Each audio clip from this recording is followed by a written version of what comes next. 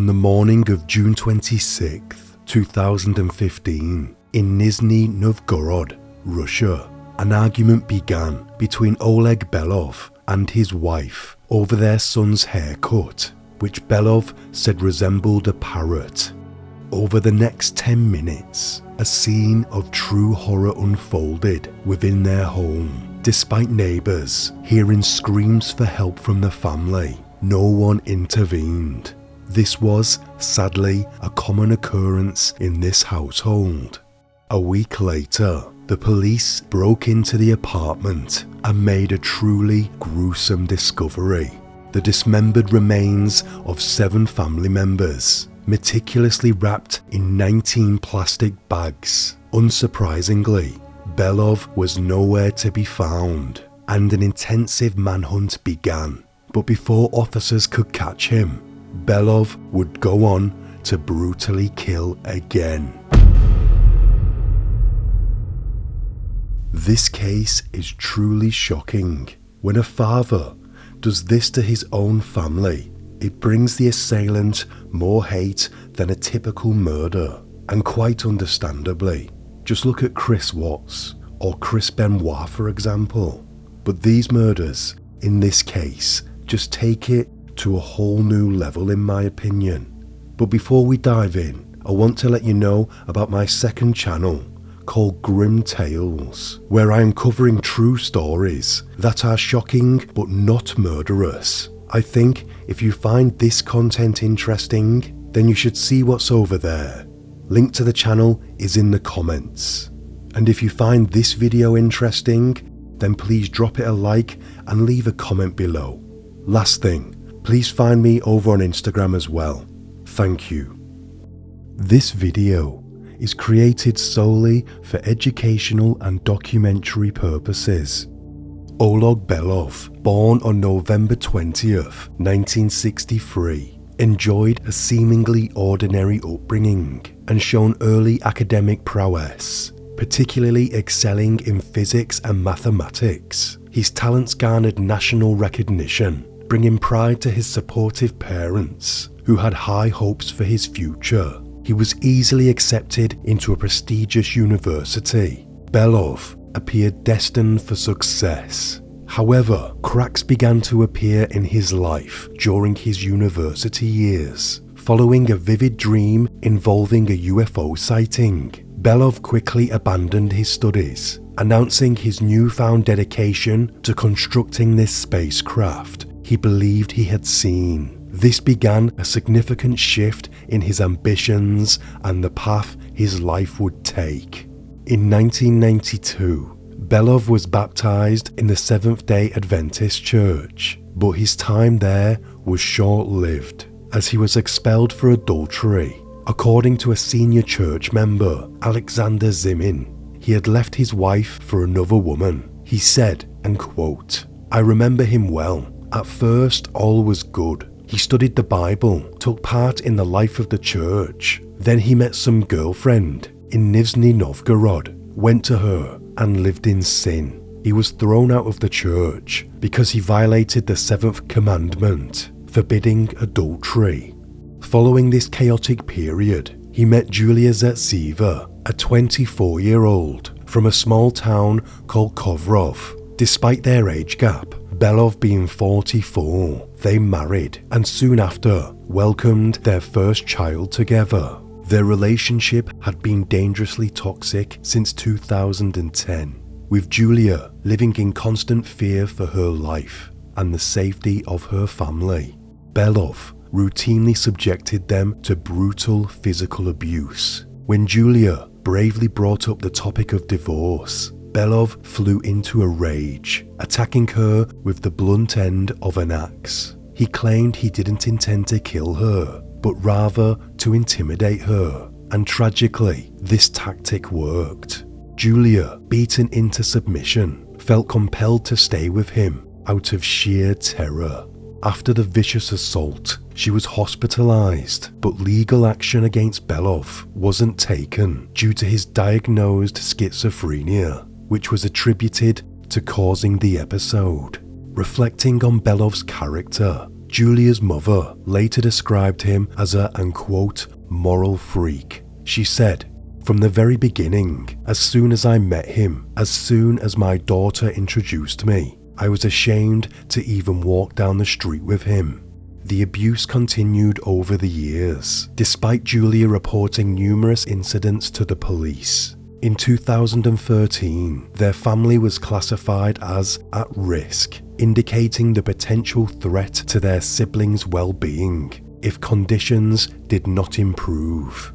Neighbours often heard screams and sounds of physical violence coming from the family home, yet no intervention occurred. Sadly, everyone just got used to it. By 2015, Julia reached a breaking point. They were living off benefits. Belov was getting money because he was living with schizophrenia, and Julia was getting money because she was pregnant. Julia later reported her husband's chilling threat to kill her, dismember her, and dispose of her like rubbish. Determined to protect herself and her children, she filed for divorce and sought full custody.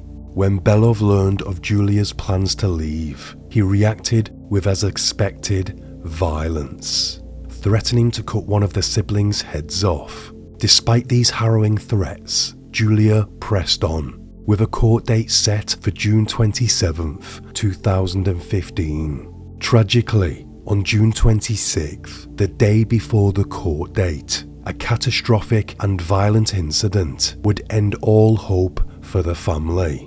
According to police records spanning from 2014 to 2015, there were a total of 39 documented calls made from Julia's phone. In the month of June 2015 alone, police received 8 distressing calls within a span of just 12 days. The final call, which occurred at 7:13 a.m. on June 26th, lasted only a few seconds, capturing a chilling plea saying, "Killing me."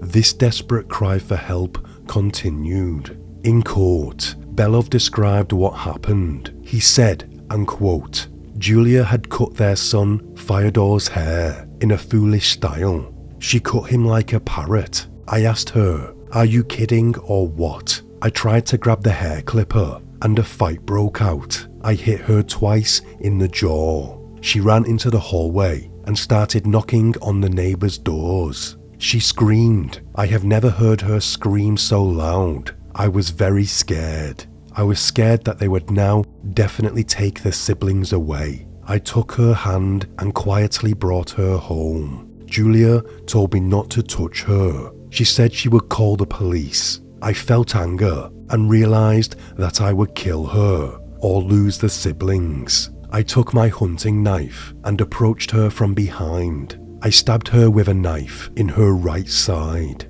Belov then proceeded to brutally stab his pregnant wife in the stomach in front of the horrified siblings, striking her at least 7 times. Their eldest daughter bravely attempted to intervene, rushing to her mother's aid, but Belov violently grabbed her by the hair and stabbed her as well. He then turned his frenzied attack on the other 5 siblings, sparing none. The details are too harrowing to fully recount here, but the siblings were defenseless against his ferocity. Some attempted to hide within the house, only to be discovered by Belov. The entire ordeal unfolded within a mere 10 minutes. During his trial, Belov shockingly claimed that he committed these atrocities to prevent his family from being placed in care. He believed that by taking their lives as well, they would be resurrected together in the afterlife, where they could have a fresh start. Twisted. After committing the murders, Belov's focus turned towards his own mother. He feared that she would face retribution for his actions from outraged neighbours once his crimes were discovered. He believed that she would either be stoned to death or suffer a fatal heart attack when she found out about his crimes. Belov lured his mother to a plot of land across from her home, where they had a fruit and vegetable allotment. He phoned her and asked if they could pick raspberries together. In the midst of a deep psychosis and believing that he was communicating with God, Belov prayed for divine strength to carry out the act of killing his own mother. When he felt he had received the twisted blessing, he brutally stabbed her multiple times before burying her remains in the very soil they had tended together. After the horrific crimes had been committed, Belov tried to cover his tracks. He got an axe from his mother's house and bought large plastic bags, foam sealant, surgical gloves, and perfumes and cologne from a nearby shop. Wearing the surgical gloves, he used the axe to gruesomely dismember his family, placing their remains into the bags piece by piece. To mask the smell of decomposition, he applied foam sealant around the doors and windows and sprayed the perfume and cologne throughout the apartment.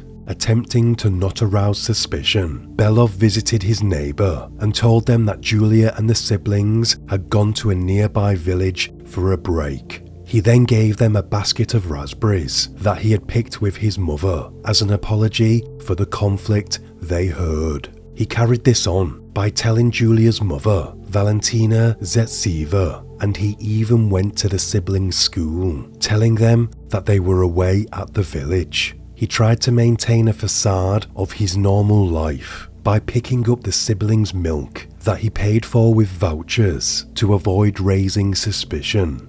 Despite Belov's efforts to portray things as normal, deep unease was felt by all he spoke to. Many were aware of the ongoing abuse within the household, and they sensed that something was very wrong beneath the surface.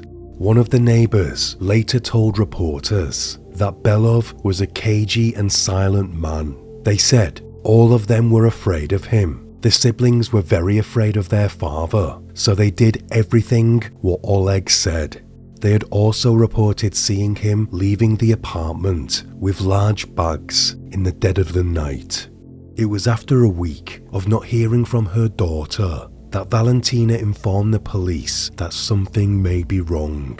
The authorities went to the apartment and knocked on, but got no response. So they broke in through the window and quickly found 19 plastic bags containing the remains of the family. Immediately, Belov was the prime suspect and a manhunt began. They went to his mother's house in search for him, and this was when they discovered her remains in a freshly dug grave on the allotment. Belov was now placed on the most wanted list. The investigation intensified. He was later found hiding in a shed on Valentina's property. He was holding a knife, and it was believed that he was waiting for her to return so he could kill her as well. But fortunately, she was not home. When officers tried to apprehend Belov, he pulled out his knife and threatened to kill the officers. This resulted in him being shot in the stomach. He was rushed to hospital, but the bullet did not cause major damage, and he made a full recovery. Upon regaining consciousness, he begged the authorities for forgiveness, but instead he was placed under arrest. Once he was apprehended, he was linked to another attack. A female teenager's body was found in an abandoned building. She had been forced upon and strangled to death. This took place in Nizhny Novgorod, the same area where Belov murdered his own family. CCTV captured the suspect and a composite sketch was made. Both have a striking resemblance to Belov, but this was never proven to be him. What do you think based on this image? After his arrest, he confessed to the murders. In court, he begged for sympathy from Julia's mother. He said, and quote, "I want to apologize to my mother-in-law. Thank you for having raised such a good daughter. We were happy together. We gave birth to 6 beautiful children. I was the happiest man on earth. So I can say that no one lost more than I did. Nobody will understand my agony and suffering better than you. Julia had a fondest wish that I would call you Mum. Mother, forgive me, please. You are the greatest treasure. I'm sorry. I'm saying this just now. I think Julia would be happy. I find this to be quite sickening, as all he wants is for people to feel sorry for him. Valentina was having none of it. She said, he's a good actor. These are crocodile tears he sheds now. The same was back in 2010, when he tried to kill her for the first time. He cried and she forgave him. During interrogation, he revealed that his plan was to bury the family's remains next to an abandoned house that belonged to Julia's mother. It was in a remote village, and he thought that they would never be found there. He was deemed to be suffering from a mental disorder, schizophrenia, but was said to be sane enough to stand trial. He was found guilty of the murders and sentenced to life imprisonment to be served in a strict colony. After this, he claimed that he was innocent, seemingly trying anything in order not to face the responsibility for his crimes. He claimed that he was threatened into the confession and that Julia had made many complaints about many people, so it could have been anyone who killed her. After the case was concluded, it was revealed that Julia had made several complaints to the police, saying that her and her family's life was in danger and that Belov had repeatedly threatened to kill her. Due to the inaction of the police, an investigation was made for negligence against the officers. This resulted in multiple resignations and a revamp into how they deal with such cases in the future. This is a truly shocking case. These family annihilation murders always hit harder to me. It's just the break of trust from the people that should love you the most. Thank you for watching. Until next time, stay sane.